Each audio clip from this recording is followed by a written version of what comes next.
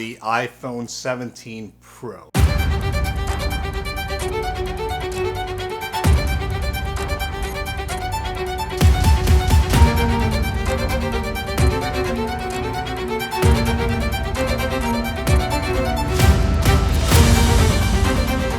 So it's finally here, the iPhone 17 Pro. We're going to be unboxing this one. Okay, so as with every Apple packaging, it's very minimalistic. Okay, you know, this is the 16 Pro right here. This is the 17 Pro. Now I got the orange color.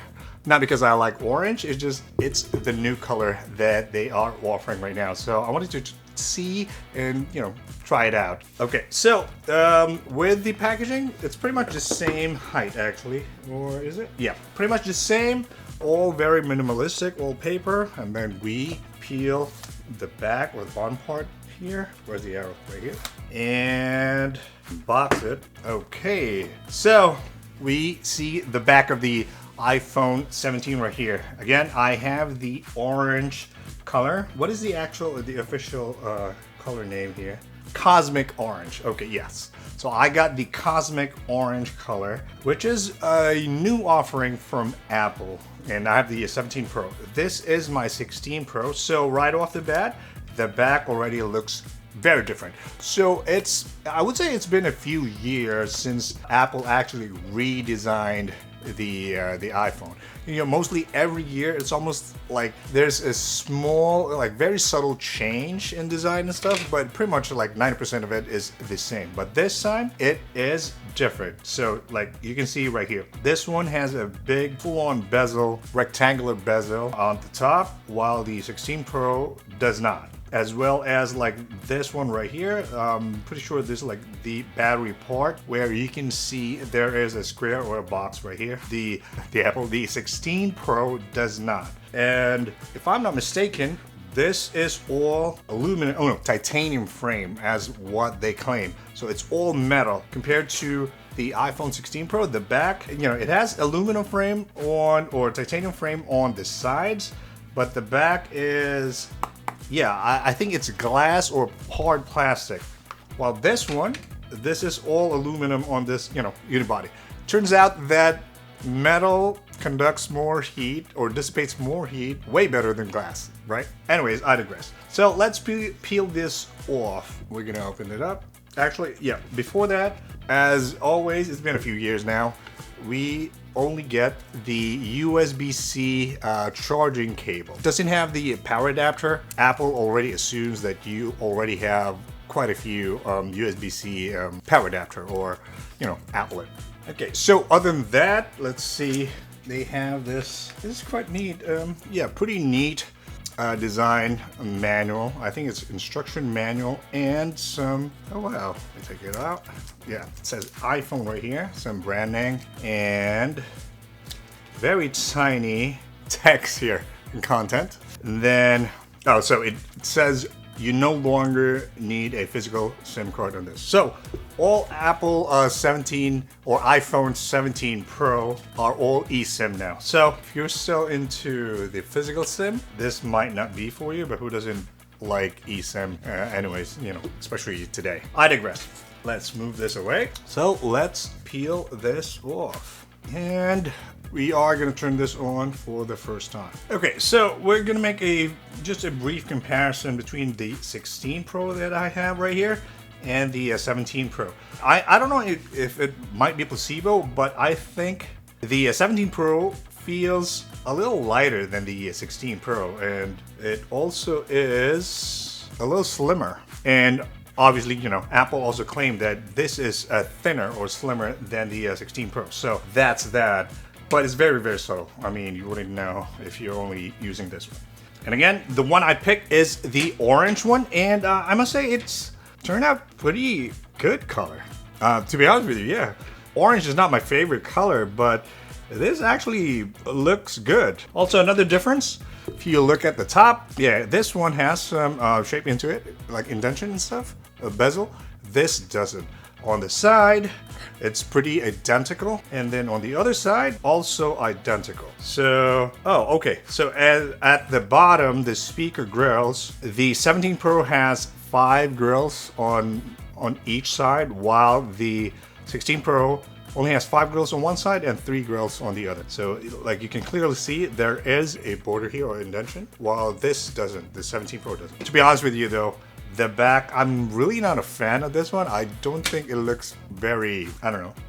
I mean, it's different than what I'm used to. But yeah, I mean, you know, it's okay. But again, I'm not a fan of the design. Anyways, let's turn this on. We're going to be transferring, we will be migrating the data and running some Geekbench to it.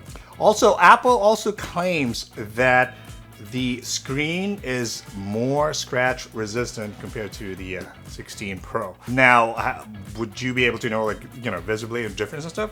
I don't know. I mean, you really have to like really try to scratch it and all that, but I'm still gonna put some screen protector on. Okay, so, oh wow, I must say, right off the bat, the screen looks gorgeous. Yeah, it's kind of weird. So the 16 Pro looks more glossy, while this one looks a little less, or it's like more paper, like more natural looking. So that's a good thing, depending on how you like it. But I like it. I think I like it better. Yes. We're just gonna go through the setup right here, and I'll be right back. So, updating. Also, and by the way, all the 17 Pro lineup or the series has ProMotion, 120 Hertz ProMotion display. So that's pretty good. It looks very, very smooth. Also, Apple bumped up the peak brightness to 3000 nits compared to the 16 Pro, which is only 2000 nits. So that is actually good, especially under bright areas, or like, you know, during the daytime, during lunchtime, afternoon, where it's super bright during summer. That will really help with the screen being able to, you know, see.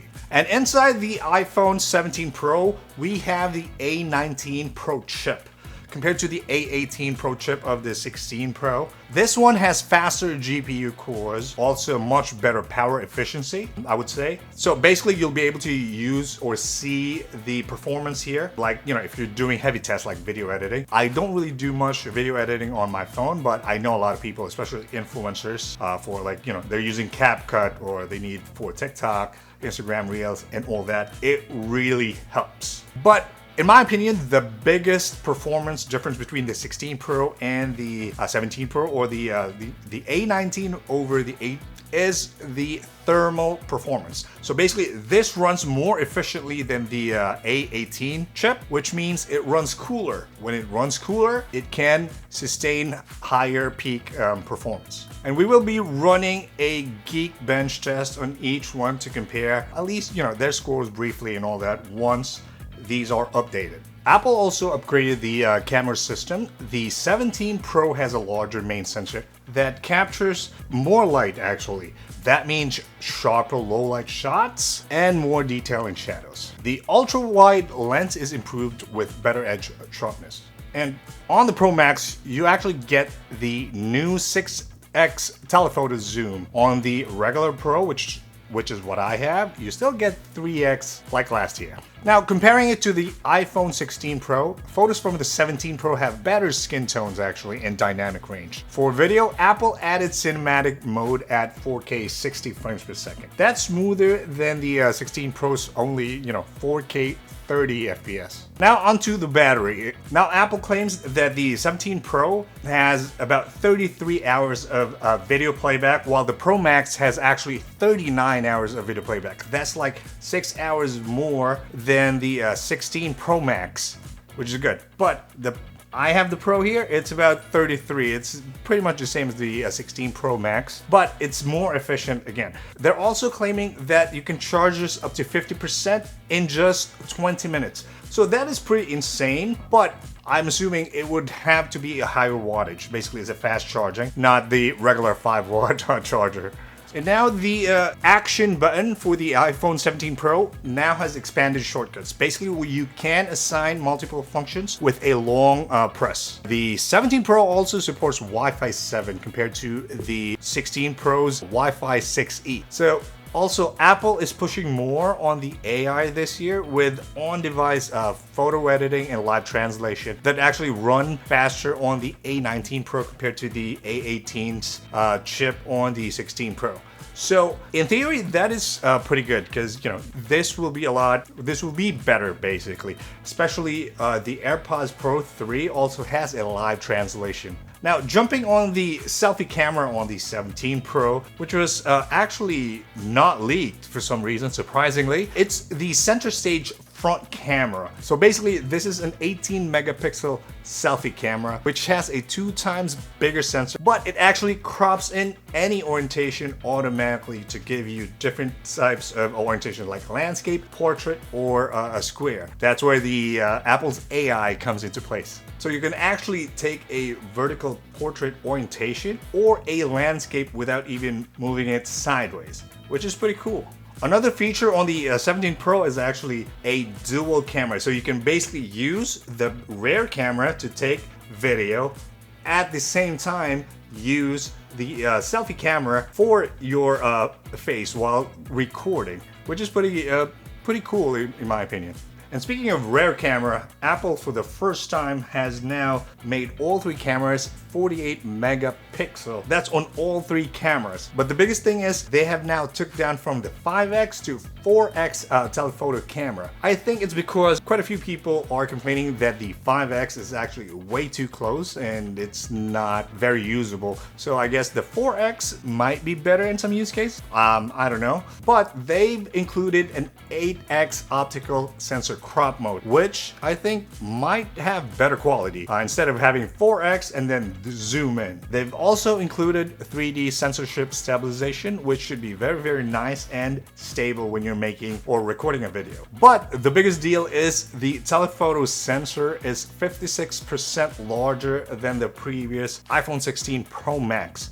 And that is a massive deal for low light situations. And this is why they have this unibody bump to make that possible for the extra space for the sensor. And lastly, I want to talk about the color of the iPhone 17 Pro and Pro Max. First is the silver. The second is cosmic orange, which is what I have. And the third is deep blue. I don't know why they got rid of the like the midnight black, or I forgot the black color of the iPhone. That was actually a popular one, but I'm trying this out and it's not too bad. And so to wrap this up, I want to run some Geekbench on both the iPhone 16 Pro and the 17 Pro and give you a comparison. And hopefully I'm going to put it on the screen.